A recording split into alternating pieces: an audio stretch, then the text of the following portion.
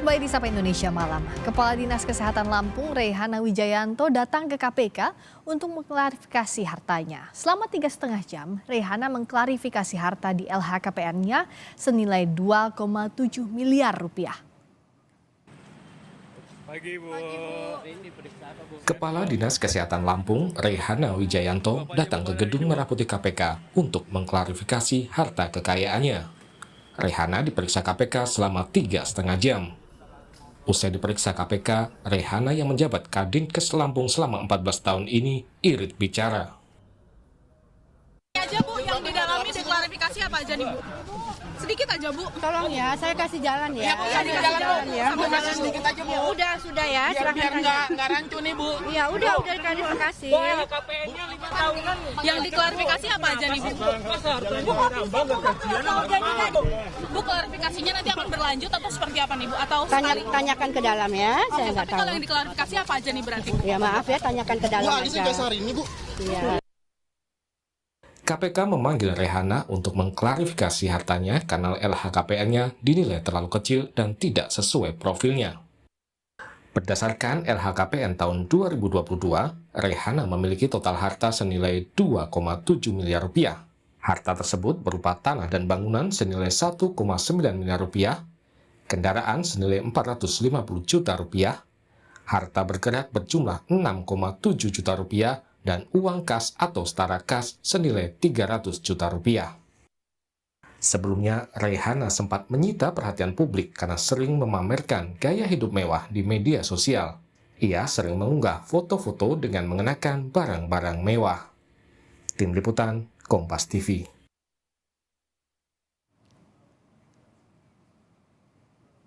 Satu lagi, pejabat pemerintah daerah harus mengklarifikasi hartanya gara-gara flexing di media sosial. Lalu mengapa kasus ini terus terulang dan bagaimana mengawasi kewajaran harta kekayaan pejabat daerah? Kita bahas bersama Direktur Eksekutif Komite Pemantauan Pelaksanaan Otonomi Daerah KPPOD Arman Suparman. Selamat malam Mas Arman. Selamat malam Mbak Friska. Ini kayak masyarakat sudah hafal betul, tidak asing begitu ya. Kali ini gilirannya Kadinkes Lampung yang diperiksa LHKPN awalnya ketahuan karena flexing. Nah, KPPOD melihatnya seperti apa?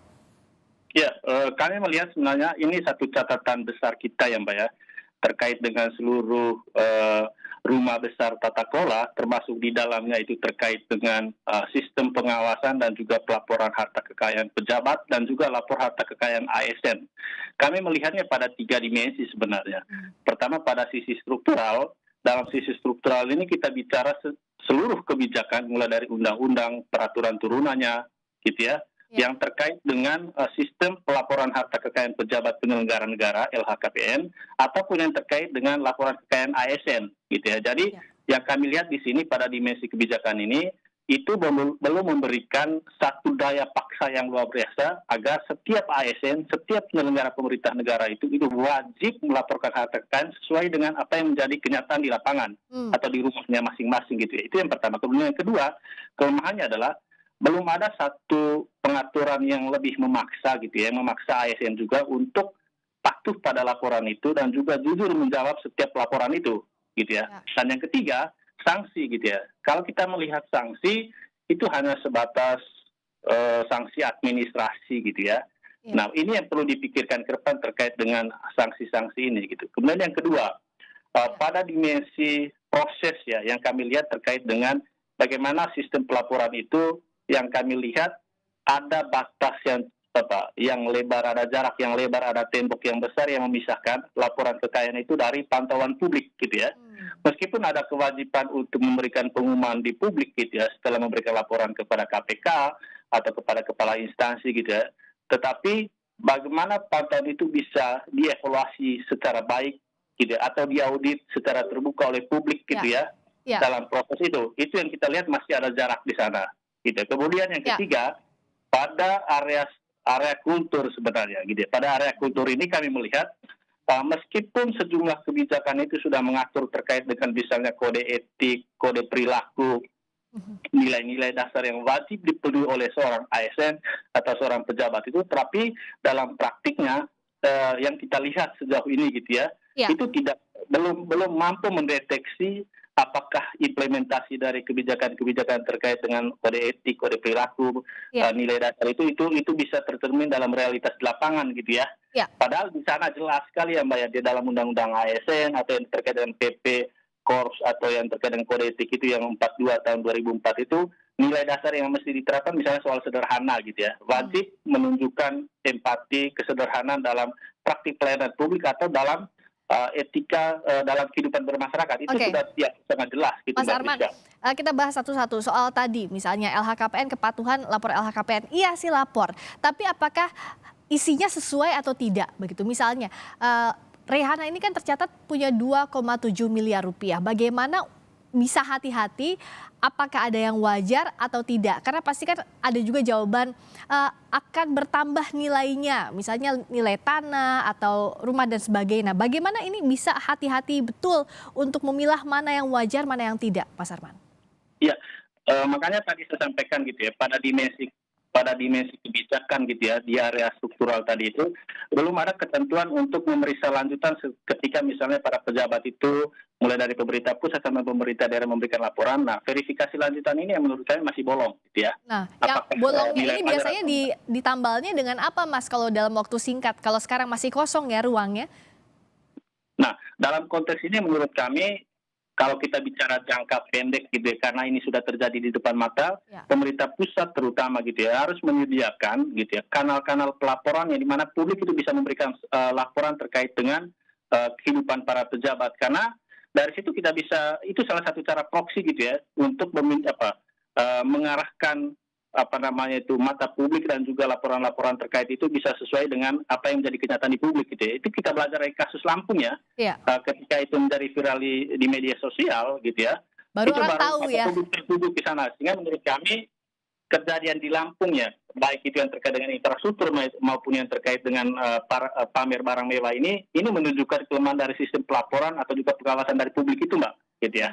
Itu yang mesti diperhatikan ke depan terkait dengan sistem pelaporan ini sebagai bagian turunan dari sistem besar terkait dengan pengawasan terhadap kinerja pelayanan publik gitu ya. Termasuk soal jabatan yang dijabat oleh Kadinkes Lampung ini kan 14 tahun. Panjang masa jabatannya. Ini apakah jadi celah juga rawan timbul kecurigaan atau bahkan rawan penyalahgunaan wewenang di sana? Iya. Sebenarnya kalau kita lihat seleksi terkait dengan jabatan pimpinan tinggi ya, baik di pemerintah pusat maupun pemerintah daerah, mulai dari yang pertama, pratama, madya sampai utama itu kan ada mulai dari proses seleksi oleh pansel gitu ya, dan pansel itu akan menyodorkan 3 nama kepada pejabat pembina kepegawaian. Nah, menurut kami gitu ya, proses ini juga mesti diperhatikan ke depan, jangan sampai yang diseleksi oleh pansel itu adalah orang-orang yang sudah bermain di belakang layar dengan pejabat pembina kepegawaian. Ya. PPK ini itu bisa bupati wali kota, bisa gubernur, atau bisa menteri di level pemerintah pusat gitu ya. Yang itu tadi kami sampaikan, agar di area kebijakannya itu, agar proses seleksi gitu ya, proses seleksi terhadap jabatan pimpinan tinggi, termasuk yang tadi kepala dinas itu bisa memfilter seluruh kapasitas dan juga integritas dari kepala-kepala dinas ini, baik di sisi kompetensinya untuk kapasitas ataupun di sisi integritasnya gitu ya. Itu yang menurut kami lubang besar kita selama ini ya, terkait dengan seleksi jabatan pimpinan tinggi di daerah gitu ya. Dan kelemahan-kelemahan ini juga yang membuka ruang terhadap jual beli jabatan Mbak Friska di daerah gitu ya, karena proses-proses ini yang tadi saya sampaikan itu masih berjarak dari pantauan publik, masih jauh dari prinsip-prinsip good governance gitu ya, tidak akuntabel, tidak partisipatif, tidak transparan, Pak Friska. Nah, apa juga yang jadi sebab sulit publik mengawasi atau bahkan speak up, selain kalau salurannya sekarang netizen, viral dulu baru diselidiki. Nah, tapi apa sejauh ini yang jadi kendala? Apakah ada tekanan begitu untuk masyarakat kalau di daerah yang Anda lihat, yang Anda amati, Mas Arman? Ya, kalau kita sempitkan konteksnya 2-3 tahun terakhir ya, di mana kehidupan ekonomi kita bertumbuhnya itu sangat susah gitu ya, banyak masyarakat yang menganggur gitu ya, dan ketika ada konteks seperti itu, tetapi di sisi lain para pelayan rakyat yang itu adalah para pejabat justru menunjukkan kehidupan atau lifestyle yang berbeda dengan konteks yang ada di masyarakat gitu ya. Ini yang menurut kami yang mendorong gitu ya publik untuk memviralkan atau mencari tahu kehidupan sehari-hari dari para pejabat kita, dan menurut kami ini sebenarnya hal yang positif yang mesti mesti diakomodir dalam sistem pengawasan publik tadi, Mbak, gitu ya. Padahal yang Mbak Friska, kalau kita lihat ya di pemerintah pusat dan pemerintah daerah itu punya sistem pelapor, sistem pengawasannya. Ada e-lapor di pemerintah pusat melalui sistem SP4 lapor itu, gitu ya, yang diampu oleh Kemenpan RB, Ombudsman, KSP, gitu ya, dan kementerian-kementerian lain terkait. Dan di daerah pun sebenarnya punya sistemnya masing-masing. Misalnya di Jakarta itu punya Zaki ya, gitu ya, atau beberapa sistem-sistem lain yang di daerah. Tetapi pertanyaannya adalah ketika banyak sistem ini muncul gitu baik di pemerintah pusat maupun di pemerintah daerah, tapi kok kualitas pelayanan, kualitas integritas dan juga kapasitas ASN terutama para penyelenggara itu kok tidak muncul gitu ya. Artinya memang sistem-sistem ini belum optimal untuk menyampaikan kondisi yang sesungguhnya. Belum optimal untuk memberikan respons yang akuntabel terhadap laporan masyarakat. Contoh kecil gitu ya, misalnya ketika kita memberikan laporan terkait dengan layanan buruk misalnya di salah satu instansi, pertanyaannya adalah apakah itu bisa direspon real time seperti yang dibuat oleh lembaga-lembaga swasta gitu. Ini kan enggak gitu ya. Ini juga yang membuat masyarakat itu memanfaatkan modalitas yang ada, dalam hal ini itu adalah media sosial yang sangat ampuh saat ini. Daripada sudah capek-capek lapor, tidak ditindaklanjuti, buang-buang waktu juga gitu ya Mas Arman ya, kalau bicara soal yang jadi kendala. Nah tadi kan Mas Arman bilang juga banyak sekali celahnya. Bicara dari kasus-kasus sebelumnya, misalnya saja Rafael Alun. Di tengah banyaknya ruang kosong, apakah pada akhirnya selama sistem belum diperbaiki, kalau ada kasus pidananya baru bisa ditindaklanjuti? Kalau tidak ya sudah menguap begitu saja. Proses itu yang tadi saya sampaikan Mbak Friska, kalau kita lihat di kebijakan itu kan masih mengatur terkait dengan sanksi administrasi ya. Nah ini kelemahan yang besar gitu ya dalam sistem punishment atau reward gitu ya. Yang kita dorong ke depan itu perlu memberikan sanksi yang menimbulkan efek jerat tidak hanya untuk si yang bersangkutan, tetapi juga untuk konteks besar dalam birokrasi gitu ya, untuk seluruh birokrat gitu ya. Di segala tingkat dari administrasi, struktural ataupun fungsional. Itu yang pertama. Kemudian yang kedua, sebenarnya kan di internal birokrasi itu punya apip gitu ya, punya inspektorat. Dan dari kacamata kami ketika ada persoalan seperti ini juga kelemahan besar dalam desain sistem pengawasan internal yang dilaksanakan oleh inspektorat gitu ya. Padahal dia melakukan fungsi pengawasan di sisi internalnya gitu ya. Salah satu kelemahan adalah dalam konteks daerah gitu ya, kita lihat aktif atau inspektorat itu kan bagian dari organisasi perangkat daerah OPD dan itu berada di bawah kepala daerah. Bagaimana mungkin dia memberikan pengawasan terhadap kinerja bupati, wali kota, gubernur atau kepala dinas yang lain, sementara di sisi lain dia berada di posisi yang di bawah, bagian posisinya berada di bawah kepala daerah atau sama dengan OPD-OPD yang lain. Gitu Mbak Friska. Nah, dan kalau bicara soal LHKPN tidak sesuai dengan apa yang semestinya di lapangan, apa yang menurut Mas Arman bisa dilakukan agar ada efek jerah? Selain tadi kalau aturan kan regulasi prosesnya tentu panjang ya Mas Arman. Tapi apakah ya satu-satunya adalah aduan masyarakat ini yang bisa dilakukan? Iya, untuk konteks jangka pendek memang kita mengandalkan gitu ya pelaporan dari sisi publik gitu ya. Untuk jangka pendek itu sangat ampuh gitu. Tetapi di sisi lain kita perlu memikirkan target jangka panjangnya itu perlu menyasar kebijakan-kebijakan yang terkait dengan sistem pelaporan ini atau juga kebijakan lain yang terkait. Karena kalau kita bicara pengawasan pelayanan publik gitu ya, termasuk di dalamnya itu soal harta kekayaan, banyak kebijakan yang mesti dilihat sebenarnya terkait dengan undang-undang KPK, undang-undang pelayanan publik, kemudian undang-undang yang terkait dengan penyelenggara negara yang bebas KKN gitu ya, atau undang-undang ASN atau undang-undang PME dalam konteks daerah, atau beberapa undang-undang sektoral lainnya gitu ya. Yang mana menurut kami dari catatan kami untuk beberapa undang-undang misalnya gitu ya, undang-undang Pemda tadi soal inspektorat itu masih lemah, atau undang-undang pelayanan yang lain misalnya undang-undang Cipta Kerja yang terkait dengan pelayanan perizinan berusaha masih memberi peluang kepada penyelenggara pemerintah di daerah gitu ya, kadis, kepala daerah untuk melakukan praktik-praktik rasuah gitu Mbak gitu ya. Itu yang menurut kami dalam konteks jangka panjang kita perlu melakukan mapping terhadap seluruh kebijakan strategis mulai dari undang-undang sampai regulasi turunannya itu agar tidak memberikan celah kepada penyelenggara negara gitu ya untuk melakukan praktik-praktik seperti itu. Nah, Gitu Mbak Friska. penekanannya adalah LHKPN ini yang tidak jujur, misalnya bukan hanya tidak melaporkan LHKPN, karena kan kalau sekarang rata-rata ya pejabat melaporkan LHKPN begitu ya, tapi jumlahnya tidak sesuai, ini bisa jadi pintu masuk untuk mengungkap atau jadi celah untuk melakukan tindak pidana begitu, Mas Arman, itu yang harus diwaspadai. Persis, itu ya Mbak ya. Jadi dengan fenomena yang terjadi mulai dari pemerintah pusat atau di level nasional ya, dengan peristiwa Rafael Alun atau sekarang di level daerah dengan kasus Kadis Kesehatan di Lampung, menurut kami ini yang perlu kita pikirkan ke depan, jangan sampai ketika ramai-ramai dibicarakan di medsos, di media baru ada proses penyisiran gitu ya. Nah, bagaimana ke depan kebijakan terkait itu mulai memikirkan itu gitu ya.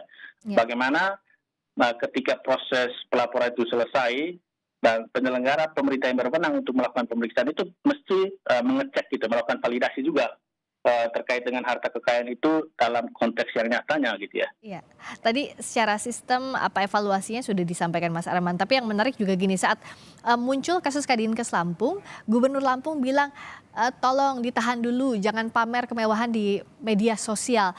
Kan publik juga jadi bertanya-tanya, apakah yang dimaksudkan adalah agar hidup sederhana atau menyembunyikan kemewahan yang dimiliki? Begitu Mas Arman melihatnya, apa yang harusnya dicatat dan tetap diawasi oleh publik soal ini?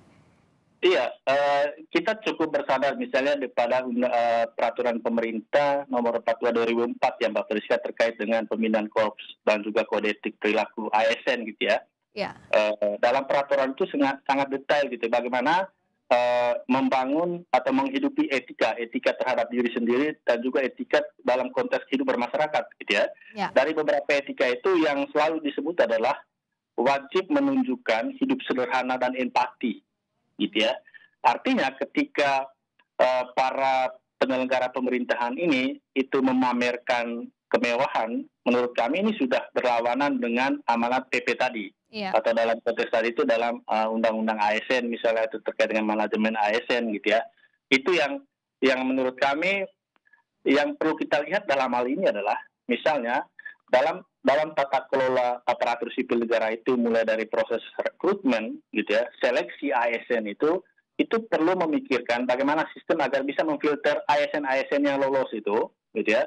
Itu bisa menunjukkan kapasitas dan juga integritas gitu ya. Itu yang pertama. Kemudian yang kedua, dalam proses pembinaan lanjutan ongoing formation yang menurut kami perlu ada satu sistem gitu ya, yang mana di dalamnya itu pertama ada sistem yang memberikan preventif di depan gitu ya, agar tidak terjerumus dalam praktik seperti itu. Kemudian yang kedua adalah sistem yang terkait yang mampu mendeteksi gitu ya, mendeteksi perilaku seperti itu, dan yang terakhir adalah sistem represif, memberikan sanksi gitu. Jadi ada 3 hal ini yang mesti dikembangkan dalam sistem ini, sistem yang memberikan preventif di depan, kemudian deteksi dalam prosesnya, atau represif ketika ada temuan, gitu Mbak.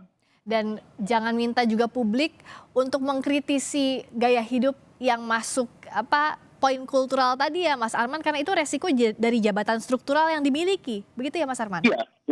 Artinya ketika mereka sudah memilih atau berkomitmen menjadi aparatur sipil negara, mereka harus tunduk pada kode etik, kode perilaku dan nilai dasar itu ya. Itu yang pertama gitu. Kemudian yang kedua, dalam prosesnya sebagai pelayan publik, mereka juga harus menunjukkan itu gitu ya.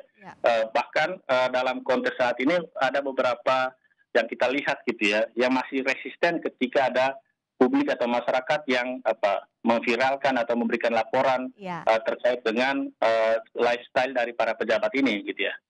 Karena itu mau tidak mau jadi konsekuensi, dan seperti yang disampaikan evaluasinya dari sisi regulasi untuk jangka panjangnya itu jangan juga dilupakan, jangan ada kasus ini saja selesai represif saat ini saja lalu menguap ya Mas Arman?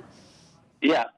Oke, itu yang jadi catatan, semoga ini jadi pintu masuk untuk berbenah semuanya, dan kita nantikan juga apa hasil klarifikasi LHKPN terhadap Kadinkes Lampung yang dilakukan oleh KPK hari ini. Terima kasih Direktur Eksekutif Komite Pemantauan Pelaksanaan Otonomi Daerah KPPOD Arman Suparman telah bergabung di Sapa Indonesia Malam. Selamat malam.